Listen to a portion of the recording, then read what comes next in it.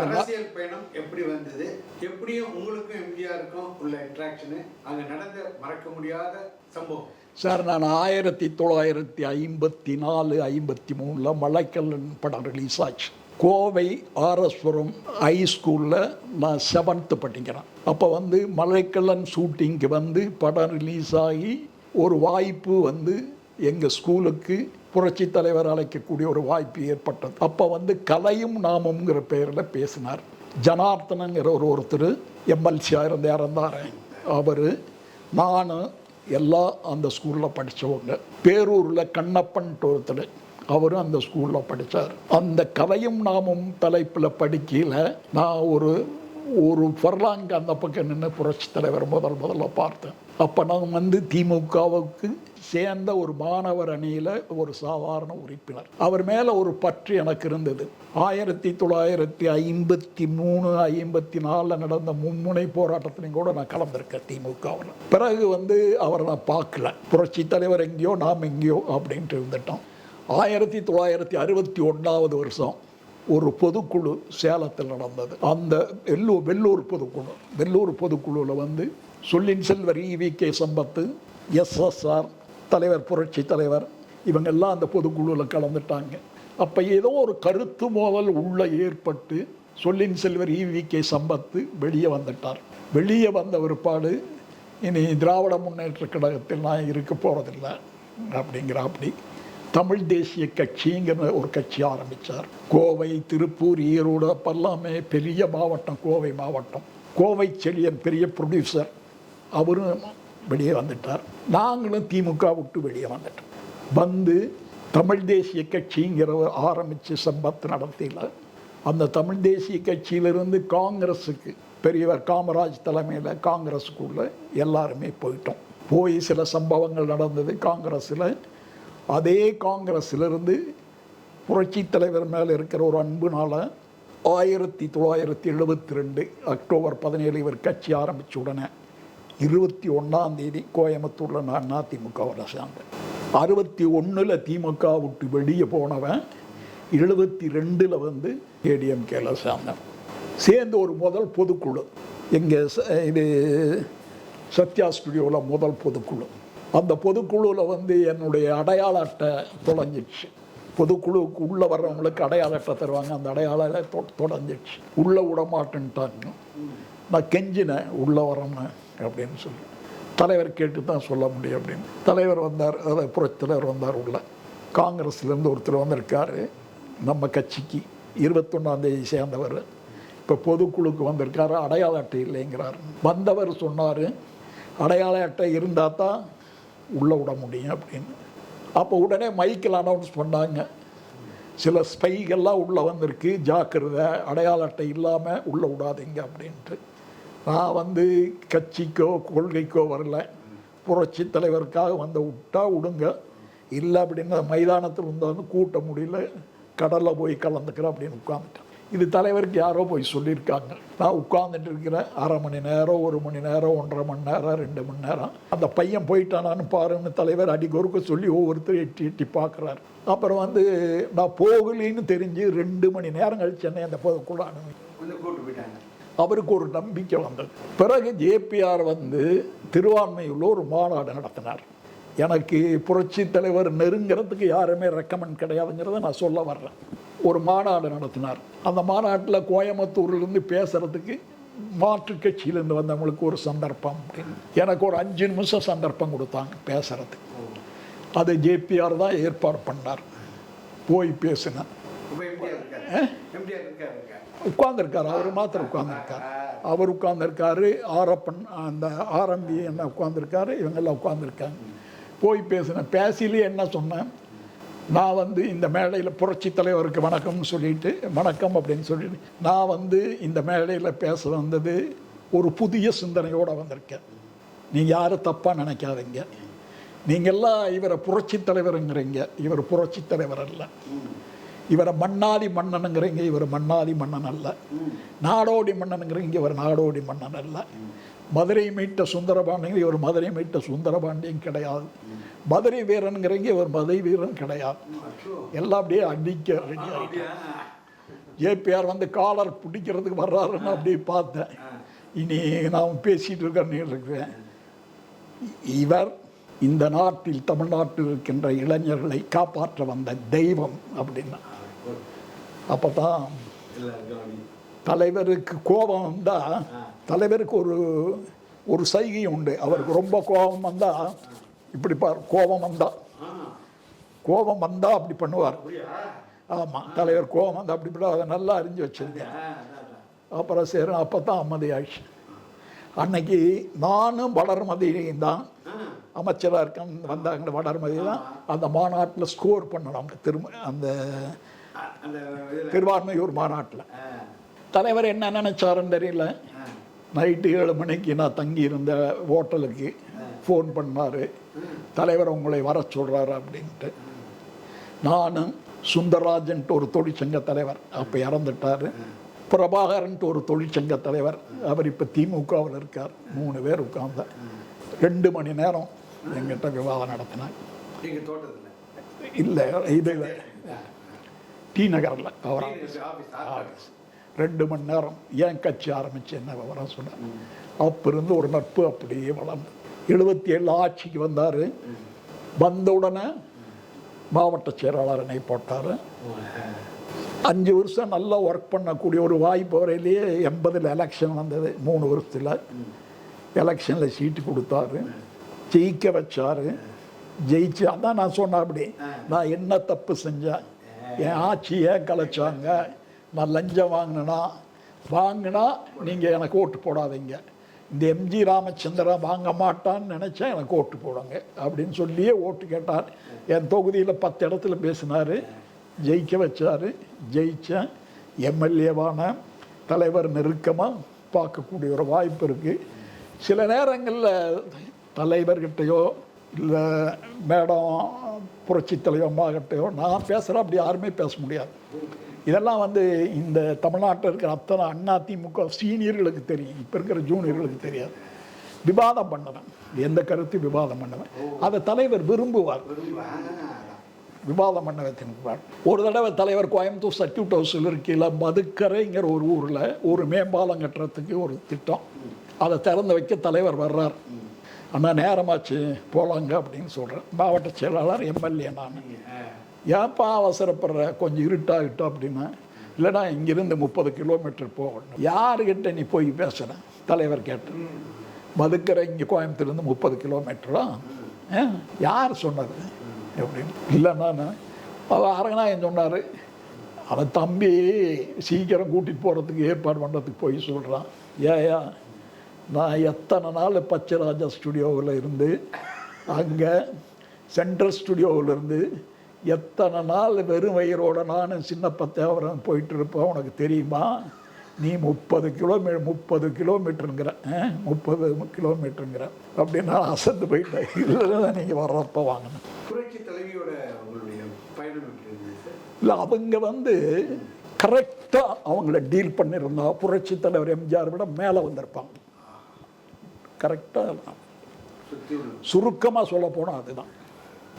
கொடுக்கிற தன்மை அவங்களுக்கு புரட்சி தலைவர் மாதம் அதிகம். ஏழைகளை கண்டா மதிக்கிற தன்மை அதிகம். அதே நேரத்தில் எப்படி நாடை முன்னேற்றங்கிறது திட்டம் வந்து புரட்சி தலைவரோடு இருந்ததுனால சில திட்டங்களை வகுப்பாங்க. அதை செயல்படுத்த முடியாத நிலை பிற்காலத்தில் வந்தது. ஒரு கட்டத்தில் இன்னைக்கு உயிரோடு இருக்கிறவ என்னோட இருந்த 2 பேர் இருக்கிறாங்க. Panruti Ramachandran sir, doctor Hande. ஒரு விவாதம் எனக்கு அம்மாவுக்கு நடந்தது, புரிஞ்சுங்களா? யாராக இருந்தாலும் நம்மை கேட்டுட்டு அவர் கோவையார் என்ன சொல்கிறாரோ அது பிரகாரம் செஞ்சுக்கலாம் அப்படின்னு சொல்லி அனுப்புவாங்க. 1988 மே 18 என் டாக்டர் இந்திராவுக்கு கல்யாணம். புரட்சி தலைவி அம்மாவில் தான் நடந்தது. 10,000 பேர் அந்த கல்யாணத்தில் கலந்துட்டாங்க. அவங்க பேசையில் இதுதான் சொன்னாங்க, இந்த படம் ஒன்று ஆரம்பித்தோம், அந்த படத்துக்கு வந்து கதை வசனம் அம்மா, டைரக்டர் நான். படத்துக்கு பேர் வந்து தியாக தீபங்கள். ஒரு பக்கம் பட பூஜை, ஒரு பக்கம் டாக்டர் கல்யாணம். பட பூஜை முடிச்சுட்டு டாக்டர் கல்யாணத்துக்கு வர்றாரு. அதில் பேசுகிறாங்க, இந்த படத்தை மாத்திரம் தம்பி இயக்கவில்லை, என்னையும் இந்த இயக்கத்தையும் இயக்கி கொண்டிருக்கிறார் அப்படின்னு பேசினாங்க. அடுத்த நாள்ல இருந்து நான் அப்படியே கொஞ்சம் கொஞ்சமாக காணாமல் போயிட்டே இருக்கிறேன். அப்படியே கொஞ்சம் கொஞ்சமாக காணாமல் போயிட்டே இருக்கிறேன். இதுதான் என்னால் உங்களுக்கு பேட்டி தர முடியும். ஒருவேளை புரட்சி தலைவிக்கு அருகில் உள்ள ஒரு குடும்பம் அவரை இப்படி பண்ணாமல் இருந்ததுன்னா புரட்சி தலைவரும் புரட்சி தலைவியும் நல்லா இருந்திருப்பாங்க, இந்த நாடும் ரொம்ப நல்லா இருந்திருக்கும்னு நான் நினைக்கிறேன். நீங்கள் அதை பற்றி சொல்லுங்கள். இல்லை, நீங்கள் சுற்றி இருக்கிறவங்க தவறான கருத்துக்களை சொல்கிறாங்கிற ஒரு எண்ணம் இருக்குதோ இல்லையோ, அந்த நாட்டில் ஒரு பரபரப்பாக அப்படி ஒரு சூழ்நிலை வந்துட்டு இருக்கு. அந்த பரபரப்பான சூழ்நிலை வர்றதுக்கு யார் காரணம்னா எனக்கு தெரியாது. ஆனால் அவங்க நல்லது செய்து தான் விரும்புகிறாங்க புரட்சி தலைவர். ஆமாம், அதை தடுக்கக்கூடிய சக்தி ஏதாவது இருந்துதா அப்படிங்கிறது எனக்கு தெரியாத. காரணம் நான் அப்போ அங்கே இல்லை, நான் வெளியே வந்துட்டேன். இல்லை, ஒரு வெளியில் உள்ள ஆட்களாக ஃபீல் பண்ண எப்படி நினைக்கிறேன். அந்த ஃபீலிங் தவறா சரியாங்கிறது எனக்கு தெரியாது. 1991 இவங்க ஆட்சி அமைச்சாங்க. அந்த ஆட்சி அமைச்சு இவங்க மதுரையில் ஒரு மாநாடு நடத்த, ஒரு சிறப்பு கூட்டம், பெரிய கூட்டம் மதுரையில் நடக்குது. அந்த 91 மதுரையில் நடக்கிற கூட்டம் நாளைக்கு நடக்குதுன்னா, இன்னைக்கு காலையில் கோர்ட்டில் ஒரு கேஸ், சைதாப்பேட்டையில் ஒரு கேஸ், நானும் சைத துரசாமியும் போகிறோம். அந்த கேஸ் யார் மேலே அப்படின்னா நடராஜ் சார் மேலே. நடராஜ் சாருக்கு யாருக்கு கேஸுனா, அன்னைக்கு தராசு இருந்தாங்கல்ல, தராசு அவங்களுக்கு கேஸ்.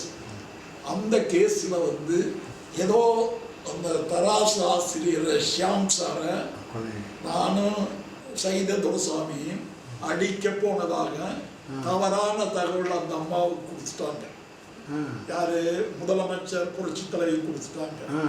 உடனே அவங்க என்ன செஞ்சாங்கன்னா, காலையில் அதான் நைட்டு அந்த தகவல் போடணும்னா காலையில் எல்லா பேப்பர்லையும் கோவை தம்பி சைதை சுரசாமி அதிமுகவிலிருந்து நீக்கம் அப்படின்னு நீக்கிட்டாங்க. 2 பேர்த்த நீக்கிட்டு மதுரைக்கு போயிட்டாங்க.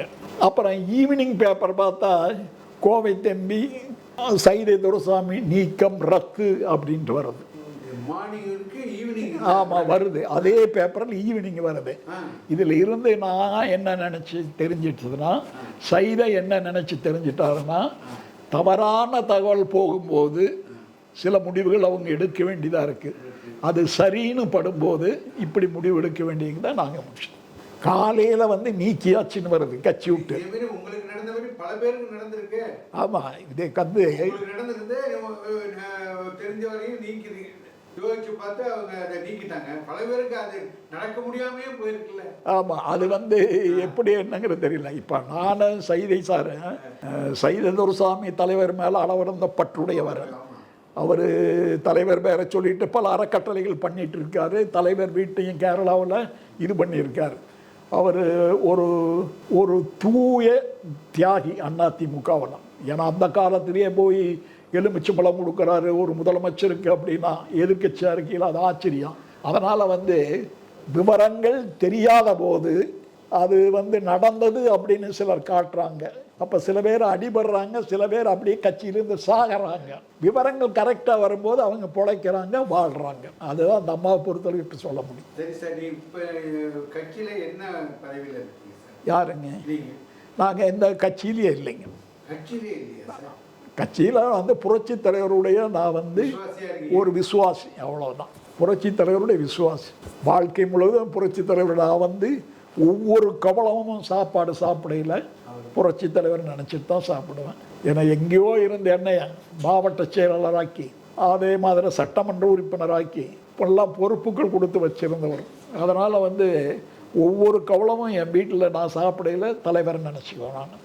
சரி சார், அவர் கொடுத்த பொறுப்புக்கு நீங்கள் உங்கள் எம்எல்ஏவா உங்கள் தொகுதிக்கு என்ன பண்ணீங்க? நீங்கள் சுந்தராபுரத்தில் கேட்டு பாருங்க என்ன சொல்கிறாங்க. யாருக்கிட்டே கை நீட்டி காலனா வாங்க மாட்டேன். ஒன்று வச்சுங்க. சர்வீஸ் இல்லை, ஒரு குடிநீராகட்டும், ஒரு சாக்கடை திட்டமாகட்டும், ஒரு பாலமாகட்டும், ஒரு சட்டமன்ற உறுப்பினருக்கு என்னென்ன உரிமை இருக்கோ. இப்போ நீங்கள் வந்தீங்களே கூட சென்ட்ரல் பஸ் ஸ்டாண்ட், அது நான் அரங்கநாயகம் குழந்தைவேலு 3 பேர் கொண்டு வந்ததான். அது குளமாக இருந்தது, இங்கே பஸ் ஸ்டாண்ட் வேணும்னு கொண்டு வந்தோம். சுந்தராபுரத்தில் இன்னைக்கு சிறுவாணி தண்ணீர் குடிக்கிறோன்னா அது காரணம் நான் தான். அதே மாதிரி போத்தனூரில் குடிக்கிறேன்னா அதே காரணம், இந்தூரில் குடிக்கிறேன்னா அதே காரணம். நம்ம தொகுதிக்கு நம்ம எல்லைக்கு உட்பட்டாலும் எல்லாம் செய்கிறது கிடையாது. யாருக்கிட்டையும் ஒரு காலனா கை நீட்டி லஞ்சம்னு வாங்கி கிடையாது. ஒரு கால் நான் லஞ்சம் வாங்கியிருக்கலாம், வாங்கக்கூடிய ஒரு வாய்ப்பு வந்திருக்கலாம். சினிமா இல்லைன்னா சினிமாவில் லட்சக்கணக்கில் வந்ததுனால நாம் ஏன் போய் வற்புறுத்தணும் அப்படிங்கிற ஒரு எண்ணம் வந்தது. அதனால் அப்படின்னு இப்போ கட்சி எப்படி இருக்குது சார்? அதிமுக கட்சி எப்படி இருக்குது? இப்போ எப்படி புரட்சி தலைவர் இப்போ இருந்தால் எப்படி ஃபீல் இந்த பண்ணுறது? கட்சிங்கிறதே கிடையாதுங்க. கட்சி பற்றியே பேச வேண்டாம். ரெட்டையில் இருக்கிறதுக்கு அது வந்து வரும் போகும். ரெட்டையில் எடப்பாடி பழனிசாமி இருக்கிறதுனாலையோ இல்லை இனி ஒருத்தர் இருக்கிறதுனாலையோ கட்சிங்கிற கட்சி புரட்சி தலைவர் காட்டின ரெட்டையில். அந்த ரெட்டலைக்கு பாவர்ட்டி பீப்புள்ஸ், ஏழ்மையில் இருக்கின்றவர்கள், வறுமையில் வாடுகின்றவர்கள், நடுத்தர மக்கள், மேல்மட்டத்தில் இருக்கின்றவர்கள், இது வந்து எப்பவுமே அந்த ரெட்டலை நினச்சிட்டு இருக்காங்க. ஒரு வெற்றி வாய்ப்பு அதுக்கு இருந்துகிட்டே இருக்குது. இவ்வளவு சோதனையிலும் அம்மா இல்லாத நேரத்தில், தலைவர் இல்லாத 66 சீட் வந்தது பெரிய இது. ஒன்றை மாத்திரம் நான் சொல்லிக்கொள்ள விரும்புகிறேன். ஒரு எதிரி எவ்வளவு பலமானவனாக இருந்தாலும் அவனை வீழ்த்தக்கூடிய சக்தி சாதாரணமான இருக்கிற ஒரு எதிர்கட்சிக்காரனுக்கு, ஒரு தொண்டனுக்கும் கூட ஒரு எதிரி அடிக்கிறதுக்கு. ஆனால் உள்ளெதிரி எடுக்கிறவனுக்கு ஒரு தலைவனாலேயும் கூட உள்ளெதிரி அடிக்க முடியாது. அதனால் அது என்ன சொல்கிறதுன்னா, அதுக்கு வந்து கரெக்டான வேர்டு சொல்லணும்னா அது பழைய கால சரித்திரத்தை சொல்லணும். அதாவது இப்ராஹிம் லோடிங்கிற ஒருத்தன் வந்து வடநாட்டில் ஒரு சண்டை நடத்தியில் அவன் ஒரு கருத்து சொன்னான். வீரர்களுக்குள் யாருக்காவது ஜெயரோகம் வந்தான், ஜெயரோகன்ட்டு ஒரு வியாதி, இப்போ அதுக்கு பேர் என்னமே வேறு அல்ல ஜெயரோகம், அதுக்கு பேர் இப்போ வந்து டிபி. ஒரு போர் வீரனுக்கு வந்தால் அந்த போர் வீரனை கொன்று விட வேண்டும் என்று சொல்வார்கள். அப்போ தான் மற்ற போர் வீரனுக்கு அது பரவாது. அதான் மாதிரி உள்கட்சி சண்டை என்பது இவ்வளவு பெரிய சக்தி வாய்ந்த ஒரு இயக்கத்தையும் கீழே வைத்துவிடும். அதுதான் அல்ல, எல்லா அரசியல் கட்சியிலையும் அது இருக்குது. காரணம், மனம் மாறிடுச்சு, கொள்கை லட்சியம் எல்லாம் பின்னாடி போயிடுச்சு. எப்படி நம்முடைய வாழ்க்கை அமைச்சுங்கிறது ஒவ்வொருத்தருக்கு மனசில் வந்துடுச்சு. அதனால் உள்கட்சி போராட்டம் வரும். முதல்ல அப்படி கிடையாது. அப்புறம் சார், இப்போ பணம் இருந்தால் தான் பதவிங்கிறதும் ஒன்று வந்துடுச்சு. அப்புறம் மக்களும் அவன் தான் சம்பாதிக்கிறானே. ஆமாம், அந்த எண்ணம் வந்துடுச்சு. அந்த எண்ணம் வந்திருக்கிறத நீங்கள் ஃபீல் பண்ணுறீங்களா சார்?